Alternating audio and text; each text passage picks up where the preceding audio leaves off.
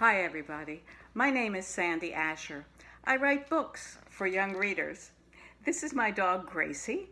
Gracie is a reading dog. That means she goes to schools and the library and she listens to children read stories, don't you? Yes.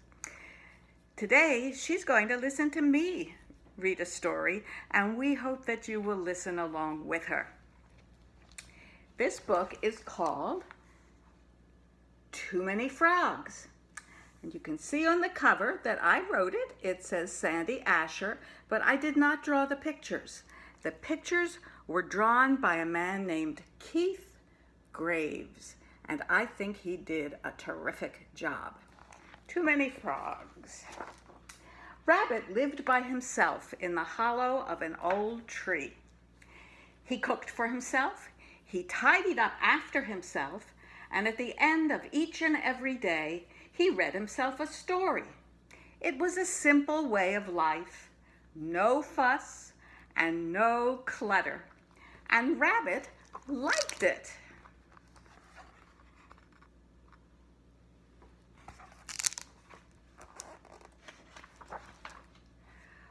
But one rainy evening, he heard a knockety knocking at his door.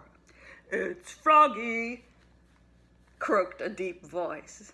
"Don't care for this storm." Rabbit opened the door.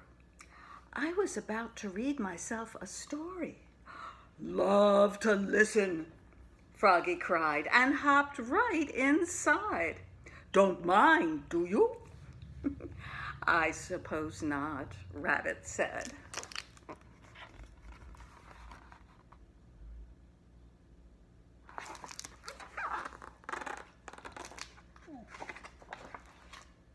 So Froggy listened while Rabbit read his story. "Well done," Froggy cheered when Rabbit had finished. "Storms ended too. Thanks for your kindness. Toodaloo."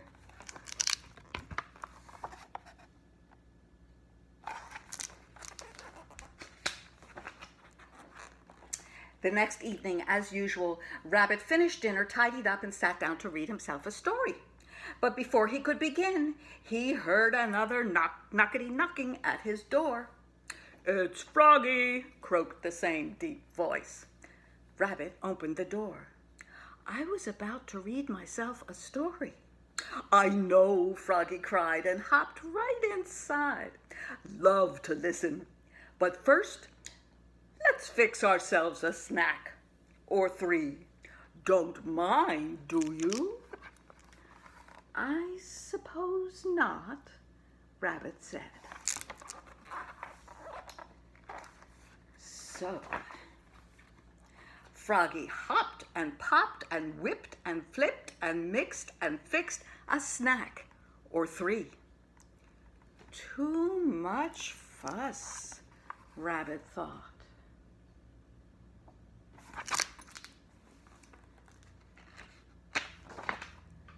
But Froggy listened while Rabbit read his story. "Well done," he cheered when Rabbit had finished. "Snack's gone too. Thanks for your kindness. Toodaloo."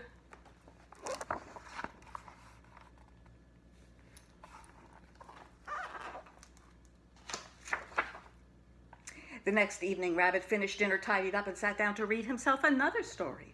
But before he could begin, there was that same knockety knocking at his door. "It's Froggy," croaked the familiar voice. Rabbit opened the door. "I was about to read," he began. "I know," Froggy cried, and hopped right inside. "About to read yourself a story. Love to listen. But first, let's get ourselves all comfy cozy. Don't mind, do you?" "I suppose not," Rabbit said.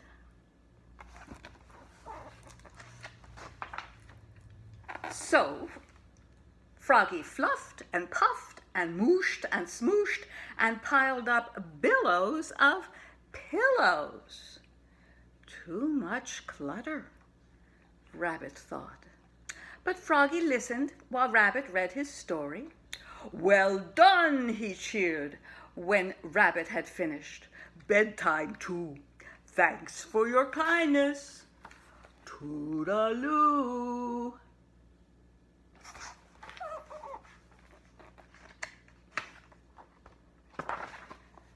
The next evening, Rabbit finished dinner, tidied up, and sat down to read himself a new story.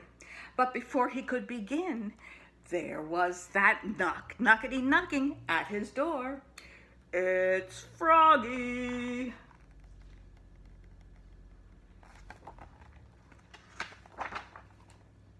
Rabbit opened the door. I know, Froggy cried before Rabbit could say a single word. You are about to read yourself a story. Love to listen. But first, meet the family. Been telling them all about you and your stories. Love to join us. Don't mind, do you? Rabbit looked at Froggy's family. Big frogs and little frogs, dozens and dozens, all wearing t-shirts. Frog Family Reunion. Too many frogs, he thought. Too much fuss. Too much clutter.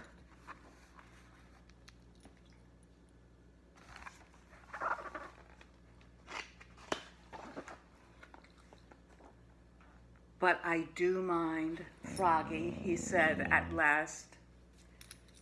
You do? Froggy asked. I never invited you in, Rabbit explained. I never invited you to fix a snack. I never invited you to get all comfy cozy. And I never invited your family to join you. So I do mind, very much indeed. Uh-oh, Froggy croaked. This will never do. Thanks for your kindness. Toodaloo. Alone at last, Rabbit sat down to read himself a story. For one anxious moment, he waited for a knockety knocking at his door. It never came. Don't mind, do you? He asked himself with a chuckle. Most certainly not. He answered himself and began to read. It was a good story.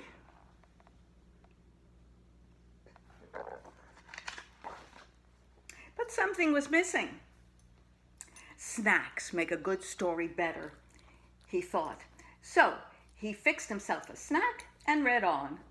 It was a very good story. But something was missing. Pillows make a good story better, he thought. So he fluffed himself a pillow and read on. It was an exceptionally good story. But something was still missing.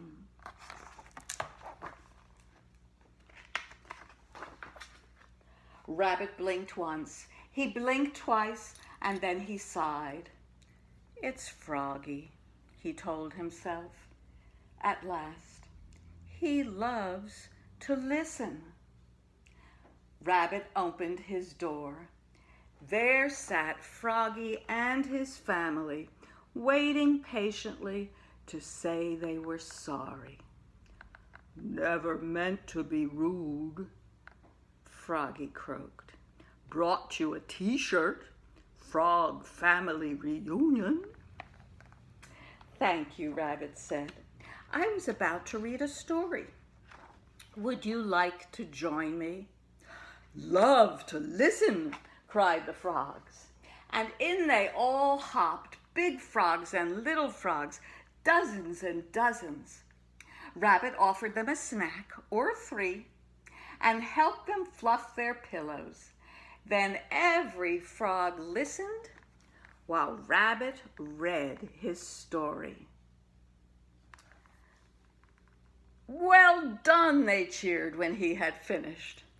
So many frogs, Rabbit thought.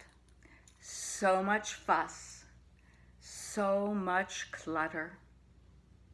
It was a different way of life, and Rabbit liked it. We hope you like this story. Thank you for listening.